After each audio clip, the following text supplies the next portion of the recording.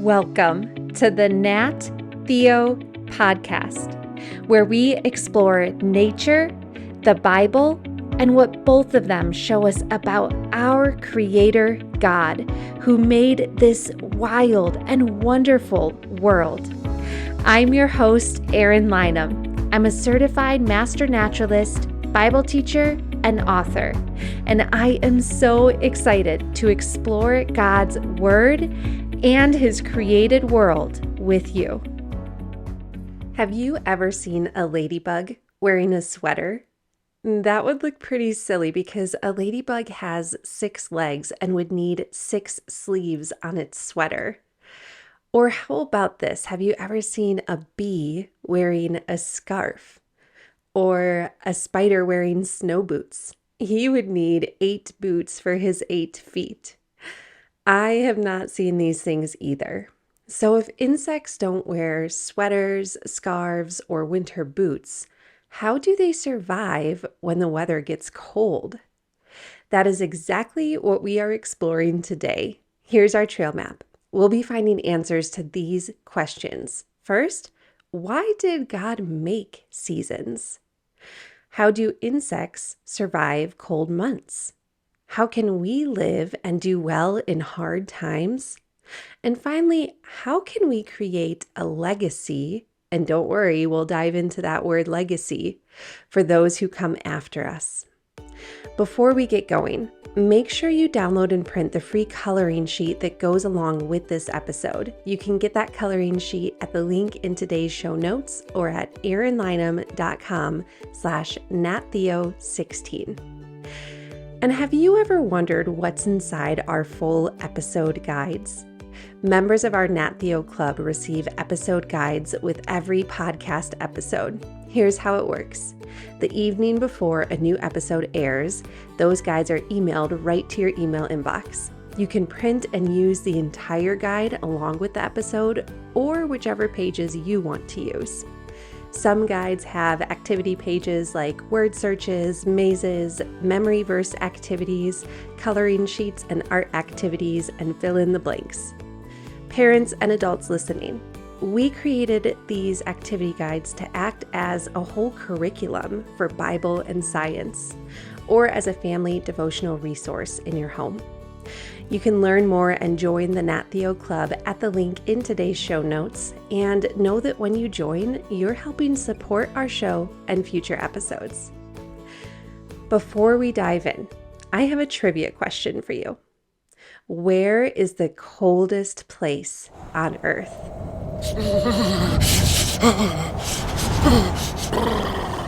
Take a guess and we'll find out at the end of today's episode. What is your favorite season? Is it spring, when all the flowers bloom and leaves unfold from the tree branches and birds pick up their songs again? Or is it summer, with swimming and long days and starry nights and camping? Or do you prefer fall, when the leaves change to bright, brilliant colors and the air grows chillier? Or do you love winter, with sledding and hot cocoa and cozy evenings? Have you ever wondered, why did God make seasons? Now, depending on where you live, you might experience seasons differently. But God created seasons as a natural rhythm and cycle in nature. Let's look at 3 reasons God created seasons. First, seasons show us God's creativity. If you're using the activity guide, that's your first fill in the blank. Seasons show us God's creativity. When we experience the changing seasons, we get to see and feel God's love for colors and scents and feelings and flavors and so many other ways that He displays His creativity in nature. Secondly, seasons guide time and give time for work and rest. God made seasons to guide time. He also made them to give us these seasons of both work and rest. Think about a farmer's field.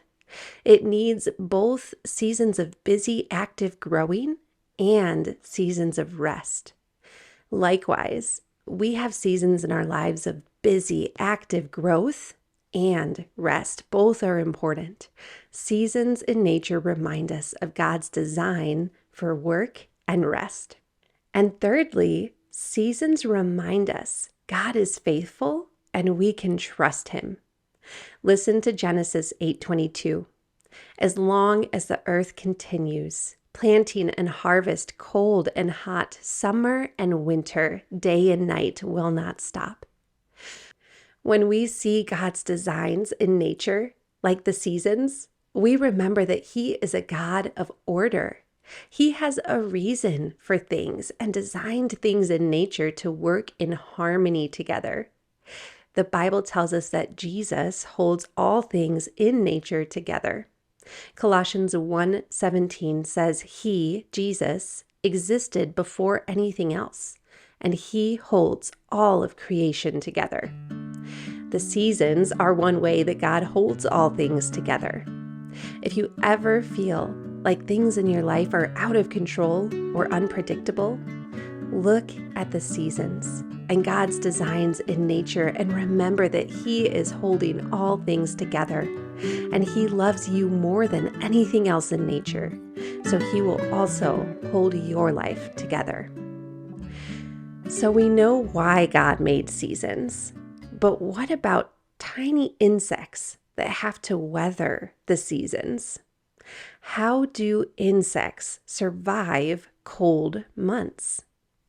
If you were to ask a ladybug, bee, or spider what their favorite season is, they most likely would not say fall or winter. Fall and winter are tough seasons for insects. When the weather gets cold, they have to find ways to stay warm. And the ways that God created them to survive are quite creative. You see, insects have three main strategies for surviving winter. 1, they can move to someplace warm.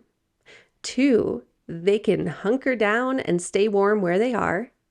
Or 3, they die. Now, I know this last one might not seem like a great strategy, but I'll explain in a few minutes why it is not the end of their story. Let's look closer at strategy number 1, that insects can move someplace warm. Have you ever heard the term snowbird? A snowbird refers to someone who lives one place in the summer and a different place in the winter.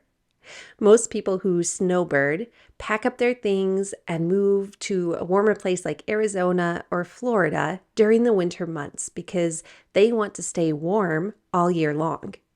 While people do this for preference or because they enjoy being warm, creatures do this for survival. It's called migration.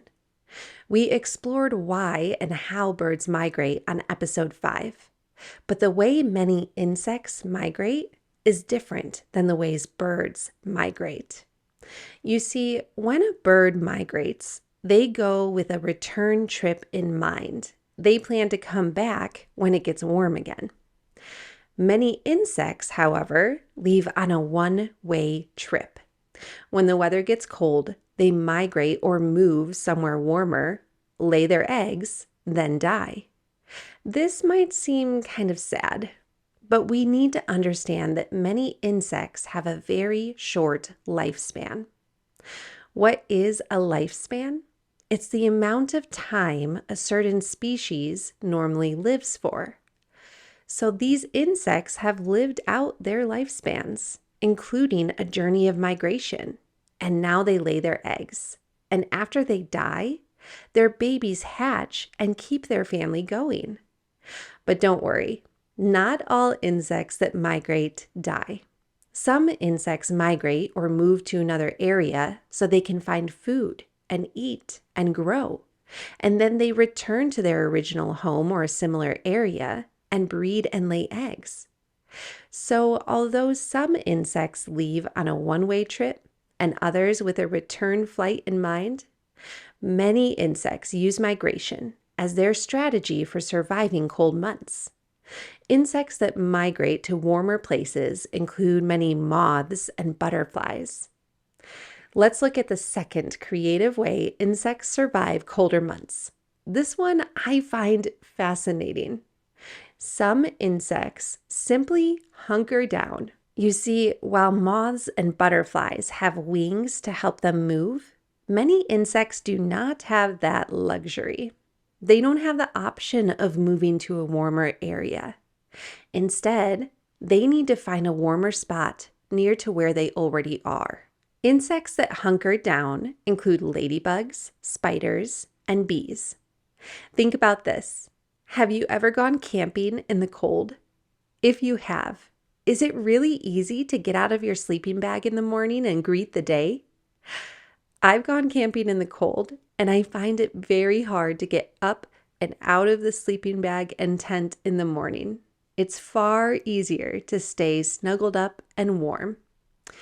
Well, you see, when it gets cold, insects like to cozy up as well. In the fall, when the temperatures drop, have you ever noticed more insects inside of your home? I've been finding an awful lot of spiders in my home right now as the weather gets cold. This is because they're trying to stay warm. Of course, not all the insects are inside your home. I hope not, at least. They might also hunker down outside, like in leaves on the ground, or beneath logs, or in hollowed out trees. But they can't simply have a warm vacation inside your house or under a log all winter long. There is more to their strategy. Many insects that hunker down have an incredible ability to do something called diapause.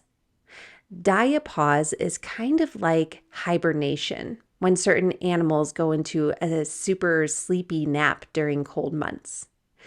In diapause, insects pause their development or stop growing and go into a very inactive, sleepy state. These insects can even produce a chemical solution called glycerol, which is the same thing, get this, that is used in antifreeze, that liquid that we put on our car windshields during the winter to keep ice from forming. Some insects, including ladybugs, can pump this glycerol into their bodies, and it keeps ice crystals from forming, and it protects their vital or important organs. So if you see a sleepy ladybug hunkered down in the winter, it is most likely in a state of diapause and has this glycerol, kind of like antifreeze chemical, keeping it from completely freezing. Bees are another insect that hunker down in the winter. And there's something else fascinating about the ways that bees survive. Do you remember that term we learned earlier, lifespan? Lifespan is the amount of time a species normally lives. Well, lifespans among bees can be different depending on the season. Bees that live in the summer, they have about a 30-day or 1 month lifespan. But bees that live in the winter, they live for about 8 months because they need to make it to the next season. And bees keep warm during the winter by generating heat inside their hive. They huddle up together and they vibrate their flight muscles, kind of like when you shiver. So some insects move away to warmer places to survive the winter, and others hunker down right where they are. Let's look at the third winter survival strategy that insects use. They simply die. Now, I know this seems like an awful survival strategy, but it's a lot like what we learned about with insects that migrate or move away and lay eggs and then die. Only some insects skip the migration part. They don't have the ability to move away. So instead, they lay eggs right where they are and then they die. But get this. Their eggs survive the freezing temperatures and hatch in the spring. And so the insect's death is not the end of their story. Their family continues year after year when new babies hatch each spring. Insects that use this strategy include grasshoppers and crickets. This third strategy is a bit sad to think about, but you know what I think is beautiful? It is a picture of legacy. Do you know what a legacy is? A legacy is what we do in our lives right now that blesses people and impacts people after our time on earth is done. I'll give you an example. My grandmother left me an incredible legacy. No, it's not something I can unwrap like a present or hold in my hands. Well, except for the letters that she hand wrote to me while she was still alive. Those are a physical part of the legacy that she left me.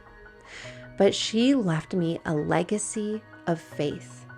She taught me about God's love and Jesus sacrificing his life to save me. I can remember her words and all she did to teach me about God and his love. You see, how we live our lives right now builds a legacy. It is my prayer, listener, that when my days on earth are done and I am with God in eternity, that you will remember the words and lessons on this podcast, and that your hearts and minds will turn to Jesus because of what you learned here. That is a picture of legacy. While God has us on earth, he has a great plan for our lives, and that includes telling others about his great love. You can do that today to help create a legacy of faith. So when we think about insects that lay their eggs, then die, then their eggs hatch in the spring with a new generation of life, we can remember that God wants us to live faithfully and create a legacy for those who come after us. Okay, so we know how insects survive the cold months. 1, by moving to a warmer place. 2, by hunkering down. Or 3, by dying after laying eggs to continue their story. But now we must ask, why do insects work so hard to survive winter? Well, you see, God put that survival instinct inside of them. When God created living creatures, he told them to multiply or make more of their kind and fill the earth. And so insects work hard to keep their lives and families going. And God gave them strategies that they would need to help make that happen. When we see a butterfly flying to a warmer place, or a ladybug hunkering down beneath logs, or a grasshopper in the fall preparing to lay eggs, we can be amazed by these insects working so hard to follow God's commands and live by his design.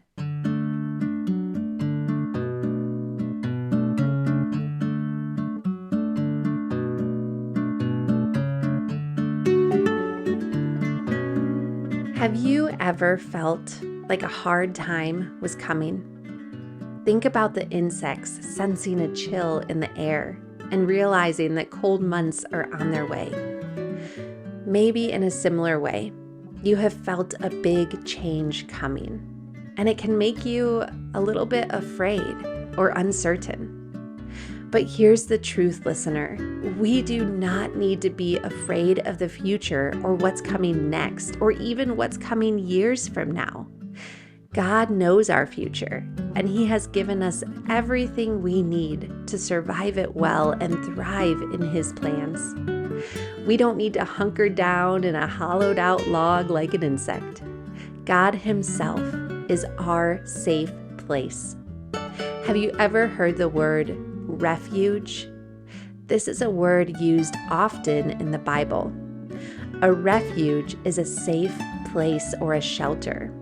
Psalm 46:1 says, God is our refuge and strength, always ready to help in times of trouble.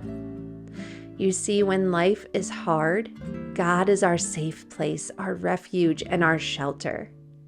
Psalm 91:2 tells us, this I declare about the Lord. He alone is my refuge, my place of safety. He is my God, and I trust him.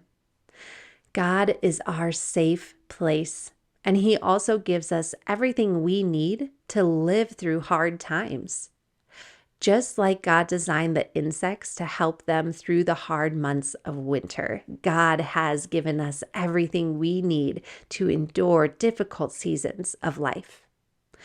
We can even be joyful and thankful when life is hard because we know that God can use hard times to show us His love and to grow our faith. Listen to Romans 5:3-5.